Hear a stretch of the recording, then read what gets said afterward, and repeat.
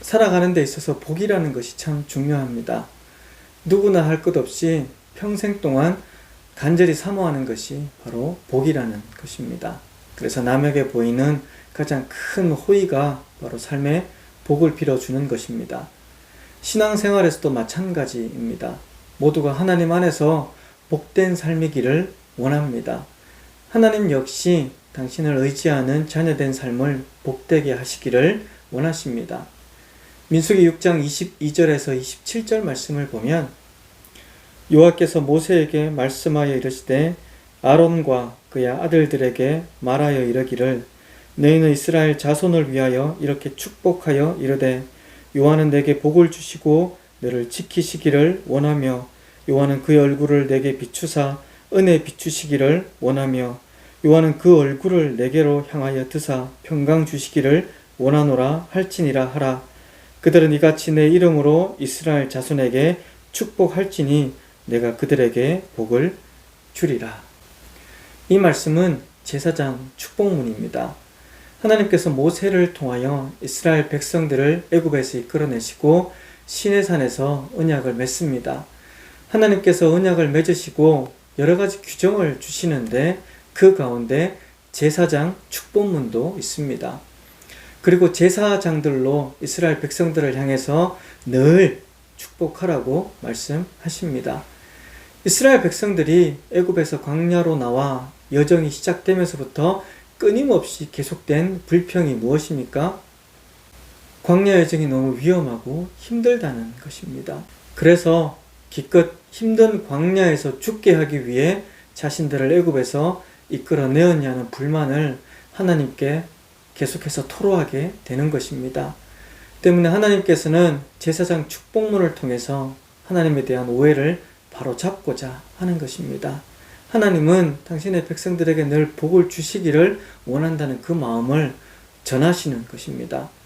하나님께서는 당신의 백성들이 삶에서 풍성하고 기쁨이 넘치는 복된 삶을 살기를 원하시고 또한 다양한 섭리로 개입하셔서 복된 삶이 되게 하십니다.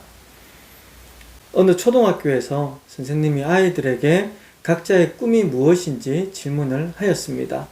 돌아가면서 각자의 꿈을 대답하는데 한 아이가 자신의 꿈은 재벌 2세가 되는 것이라고 대답하였습니다. 그런데 자신의 꿈이 재벌 2세라고 말하는 아이의 표정이 너무나 어두워서 선생님이 그 이유를 물었습니다. 그러자 아이가 그런데 아빠가 노력을 안 해요 라고 대답을 하였다고 합니다.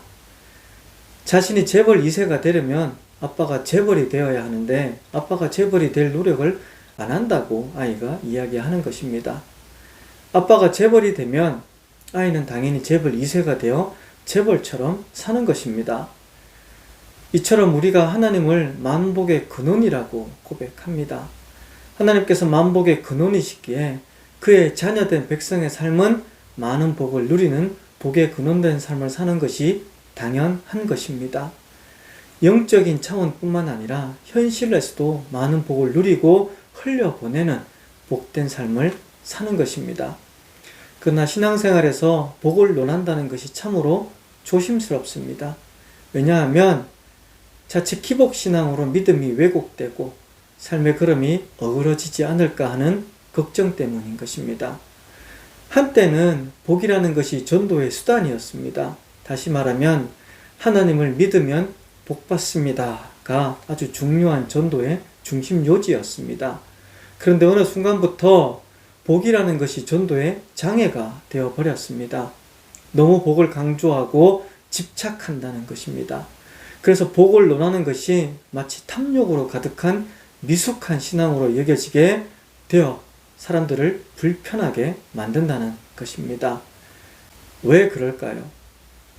아버지가 재벌이면 자녀가 재벌 2세로 사는 것은 당연하듯이 하나님께서 만복의 근원이시기에 그의 자녀된 백성들이 많은 복을 누리는 복된 삶을 사는 것 역시 당연한 것인데 어느 때부터 복을 논하는 것이 기복신앙으로 변질되어 탐욕과 같은 미숙한 신앙으로 전락하게 되었을까요? 이는 복에 대한 그릇된 이해에서 비롯된 것입니다. 흔히 복에 대한 이해는 노력을 통해서 획득하고 경쟁해서 쟁취해야 한다는 가정에서 출발합니다. No pain, no gain이라는 말처럼 희생과 대가 없이 복을 누릴 수 없다는 것입니다. 이러한 원리가 신앙생활에서도 그대로 적용이 됩니다. 그래서 대가와 희생을 요구합니다. 현금을 많이 하기를 요구하고 헌신하기를 강요해서 하나님으로부터 복을 쟁취하기를 독려합니다. 물론 뿌린 대로 거둔다라는 원칙을 성경은 부인하지 않습니다. 하지만 신앙은 그 이상인 것입니다. 다시 말하면 성도가 거두는 복은 뿌린 만큼 획득하거나 경쟁해서 쟁취하는 것이 아니라 하나님 안에서 회복하는 것입니다. 복은 회복하는 것이라는 이해가 없으면 마태복음 20장에 나오는 포도원 품꾼, 품삯에 관한 말씀은 결코 이해가 안 되는 것입니다. 제3시, 제6시, 그리고 제9시에 각각 다른 시간에 일꾼들이 포도원에 일하러 왔지만 그들이 받는 품삯은 모두 같습니다. 뿌린 대로 거둔다는 원칙으로는 이 말씀이 결코 이해가 안 됩니다. 하지만 하나님의 복은 획득하고 쟁취하는 것이 아니라 회복하는 것이라는 관점으로는 이 말씀이 이해가 되는 것입니다. 복을 쟁취하는 삶은 늘 긴장되고 삶이 인색합니다. 하지만 복을 회복하는 삶은 여유가 있고 너그럽습니다. 오늘날 교회와 그리스도인들이 참 인색합니다. 왜냐하면 복을 쟁취하는 삶이기 때문입니다. 여러분, 그리스도인이 복을 논할 때에 복은 획득하거나 쟁취하는 것이 아니라 회복하는 것이라는 자세를 가져야 합니다. 복은 그리스도인이 하나님 앞에서 서로 경쟁하여 획득하는 것이 아니라 하나님 안에서 각자가 회복하여 누리는 것입니다. 사실 복과 은혜는 같은 의미로 바라볼 수가 있습니다. 은혜의 의미가 무엇입니까? 하나님께서 자격 없는 자에게 그저 베푸시는 모든 호의가 바로 은혜입니다. 하나님의 은혜, 즉 하나님의 복은 하나님께서 노력과 자격에 맞게 베푸시는 것이 아니라 그 모든 것들과 상관없이 하나님께서 그저 베푸시는 것입니다. 따라서 그리스도인의 복은 하나님 안에서 하나님께서 그저 베푸시는 것을 회복하는 것입니다. 우리가 획득하고 쟁취하는 것이 결코 아닌 것입니다. 성경 전체를 한 단어로 요약하라고 하면 많은 분들이 사랑이라고 말합니다. 그런데 한편으로는 복이라는 단어로 성경 전체를 요약할 수 있습니다. 하나님은 만복의 근원이시고 예수 그리스도는 복음입니다. 성경에서 나오는 족보는 하나님의 은혜, 즉 복의 대물림에 관한 정리입니다. 특히 창세기는 전체가 복의 대물림에 관한 기록이라고 볼 수 있습니다. 하나님께서 당신의 형상대로 사람을 창조하시고 주신 복이 세대를 통해서 계속해서 이어지는 기록인 것입니다. 때문에 한 세대가 마무리되고 새로운 세대가 등장할 때에 그 세대의 교체는 축복을 베푸는 것으로, 축복을 해주는 것으로 이루어집니다. 앞 세대가 후대에게 하나님의 복을 전하는 것으로 세대가 교체되는 것입니다. 창세기 49장에서 야곱이 자기의 생애를 마무리하기 전에 아들들에게 유언의 말을 남깁니다. 그런데 창세기 49장에 나오는 야곱의 유언은 자녀들에게 남기는 축복의 말이라기보다 앞으로 있을 일에 대한 예언의 성격이 강합니다. 따라서 야곱이 후대에 남기는 축복의 말은 야곱이 요셉의 두 아들들에게 남기는 축복의 그 내용으로 알 수가 있습니다. 창세기 48장 15절과 16절 말씀을 보면 내가 요셉을 위하여 축복하여 이르되 내 조부 아브라함과 아버지 이삭이 섬기던 하나님, 나의 출생으로부터 지금까지 나를 기르신 하나님, 나의 환난에서 건지신 여호와의 사자께서 이 아이들에게 복을 주시며 아들로 내 이름과 내 조상 아브라함과 이삭의 이름으로 청하게 하시오며 이들이 세상에서 번식되게 하시기를 원하나이다. 야곱이 요셉과 요셉의 두 아들들에게 하나님께서 복을 주시기를 간청하는데 그 내용이 세상에서 번성하기를 원하나이다 입니다. 그러면 야곱이 이삭에게서 받은 축복의 내용은 무엇이겠습니까?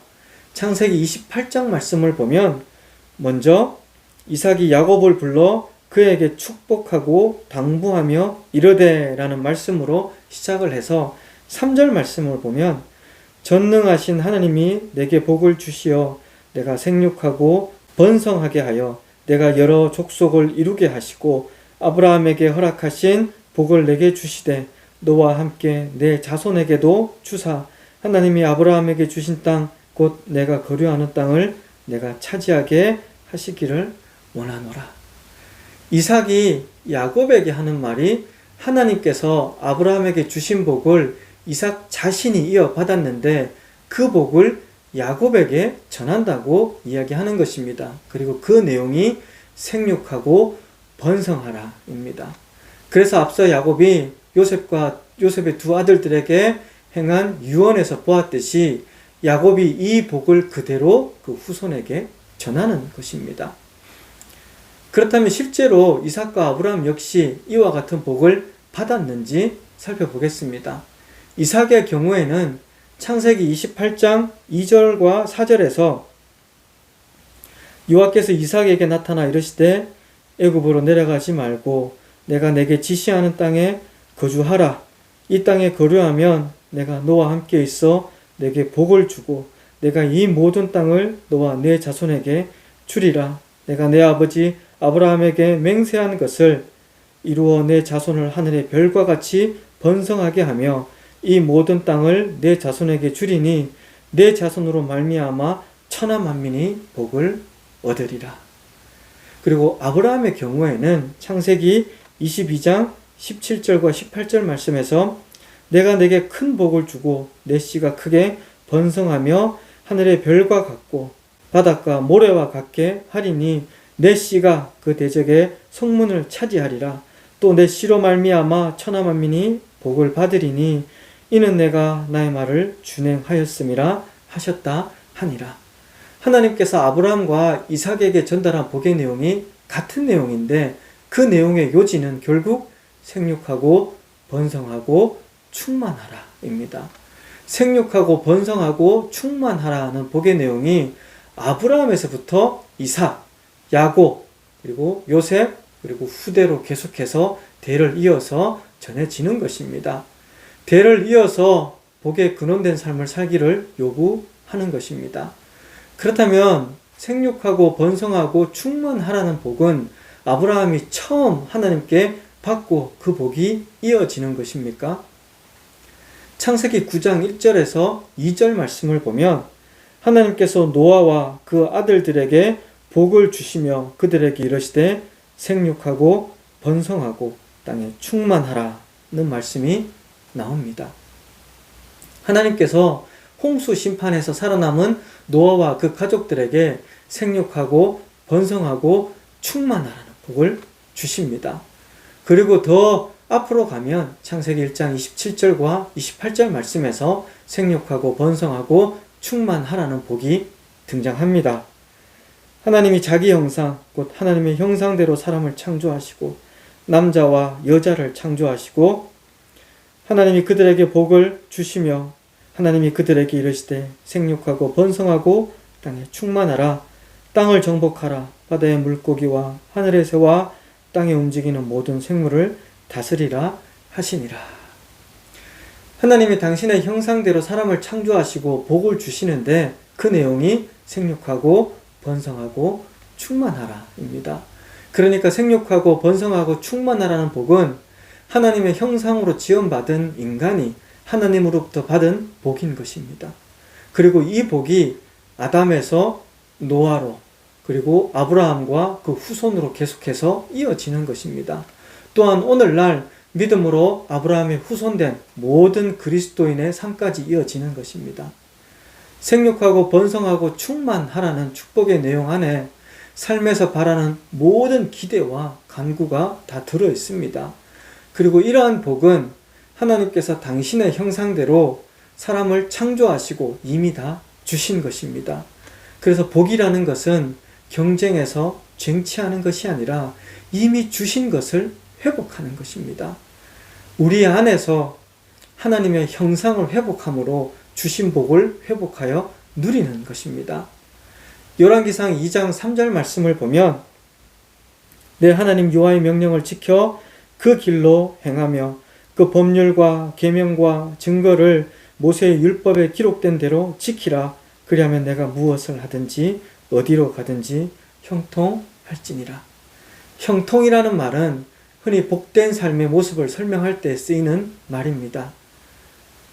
형통한 삶, 즉 복 있는 삶을 살기 위해서는 복을 찾아다니며 얻어야 하는 것이 아니라 하나님 말씀 안에 거하며 그 말씀대로 사는 것이라고 이야기하는 것입니다. 즉 말씀 안에서 하나님의 자녀된 삶을 살 때에 복이라는 것이 회복되어 드러난다는 의미인 것입니다. 복이 자격, 능력, 그리고 노력에 따라 얻는 것이라면 무엇을 하는가 혹은 어디로 가는가라는 물음은 매우 중요합니다. 왜냐하면 하는 일과 걷는 길에 따라 복된 삶인지 그렇지 못한 것인지가 결정되기 때문입니다. 그래서 노력해서 높은 자리에 서고 경쟁해서 화려한 길을 걷기 위해 힘써야 하는 것입니다. 반면에 복이 자격, 능력, 그리고 노력과 상관없이 하나님 안에서 회복되는 것이라면 무엇을 하는가 혹은 어디로 가는가라는 물음과 대답은 중요하지가 않습니다. 대신에 어떻게 회복하느냐가 중요한 물음이 되는 것입니다. 그렇게 되면 당연히 하나님 안에서 주신 복을 회복하기 위해 삶에서 하나님의 형상을 회복하고자 노력해야 하는 것입니다.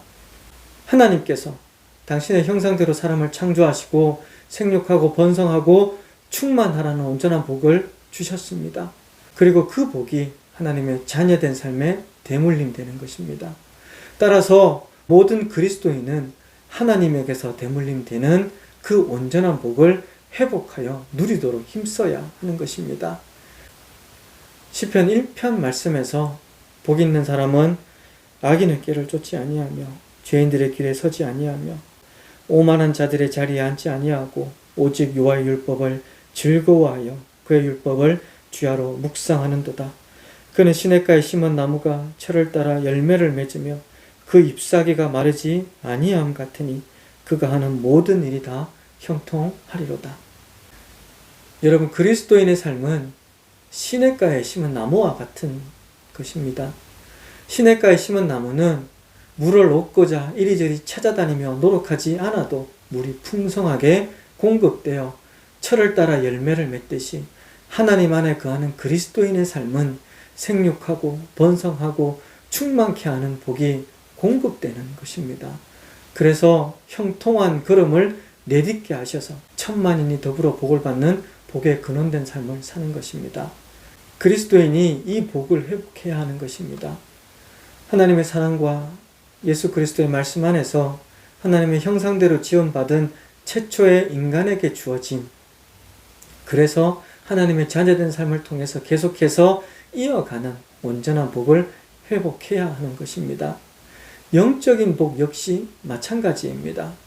우리가 노력해서 구원의 복을 쟁취할 수가 없습니다.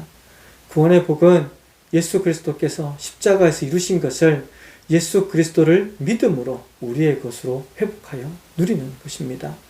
여러분, 복은 획득하고 쟁취해야 하는 것으로 이해하면 자칫 복에 집중하여 복의 근원 되시는 하나님을 놓치게 되는 것입니다. 반면에 복은 하나님 안에서 회복하는 것이라고 이해할 때에 하나님을 놓치지 않게 되는 것입니다. 더 하나님 안에 거하며 말씀에 귀를 기울이게 되는 것입니다. 하나님께서 사람을 창조하시고 온전한 복을 이미 주셨습니다. 그리고 그 복이 은혜의 계보에 따라 대물림 되는 것입니다. 따라서 복은 하나님께 매일 간구하고 노력해서 찾고 획득하는 것이 아니라 하나님 안에서 이미 주신 복을 회복해야 하는 것입니다. 우리가 아버지라고 고백하는 하나님은 만복의 근원이십니다. 때문에 하나님의 형상으로 사람을 지으심은 곧 하나님께서 사람을 복되게 지으심을 의미하는 것입니다. 따라서 하나님의 형상을 회복하는 것은 곧 복을 회복하는 것이고, 그리고 복을 회복하는 것은 곧 하나님의 형상을 회복하는 것입니다. 여러분, 하나님 안에서 사랑, 거룩, 은혜 등 그 모든 하나님의 형상을 하나씩 하나씩 회복해 나아가기를 소망합니다. 그래서 최초에 하나님께서 주신 생육하고 번성하고 충만하라는 온전한 복을 삶에서 회복하여 형통의 걸음을 한 걸음씩 한 걸음씩 내디디며 나아가는 복된 삶이기를 주님의 이름으로 축원합니다.